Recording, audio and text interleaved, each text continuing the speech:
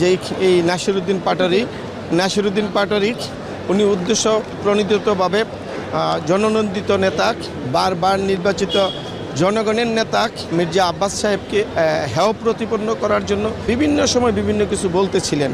এবং সর্বশেষ আপনারা দেখেছেন যে নিউজ আপনার 969 এবং টিএসটিতে উনি বলেছেন যে উনি নাকি প্রমাণিত চাঁদাবাজ।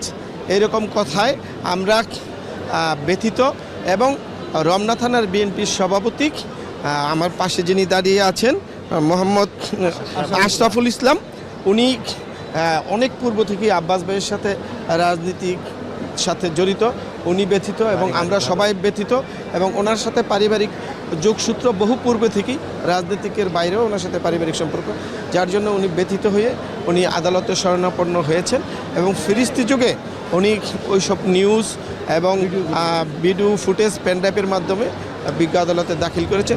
বিজ্ঞ আদালত সব কিছু পর্যালোচনা করেছেন, অনেক সময় নিয়ে উনি পর্যবেক্ষণ করে যখন দেখেছেন যে বাদীর আর্জিতে যা লিখা এটা সপক্ষের ডকুমেন্টসগুলো উনি অ্যানালাইসিস করেছেন, করে দেখে তারপর উনি আসামির বিরুদ্ধে সমন ইস্যু করে মামলা আমলে নিয়ে আসামির বিরুদ্ধে সমন ইস্যু করেছেন।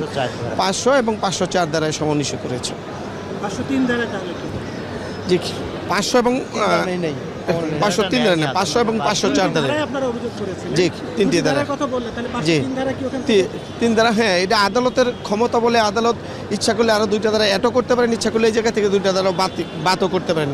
আদালত অনেকক্ষণ পর্যালোচনা করে দেখে উনি 500 এবং 504 ধারায় আমলে নিয়েছেন এবং আসামিকে সমন ইস্যু করেছেন। আপনারা আদালতে কি বলেছেন?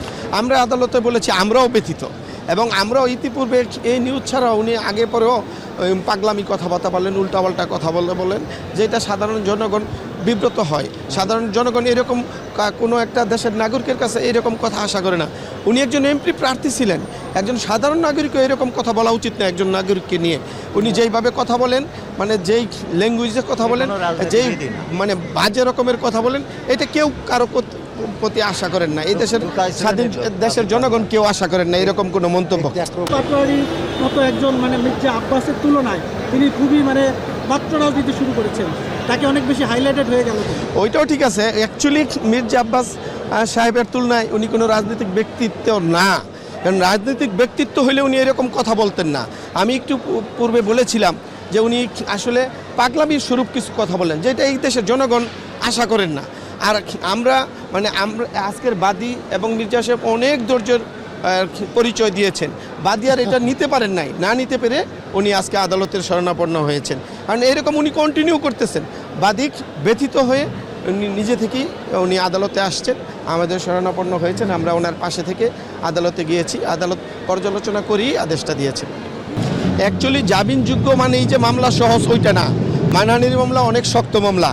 মামলার ক্ষেত্রে কিছু মামলার ক্ষেত্রে আইনে কোনটা জামিনযোগ্য, কোনো আইনযোগ্য ডিরেকশন দেওয়া আছে। জামিনযোগ্য হইলেই যে বাদী ন্যায় বিচার পাবে না ওইটা না, বাদী অবশ্যই ন্যায় বিচার পাবে।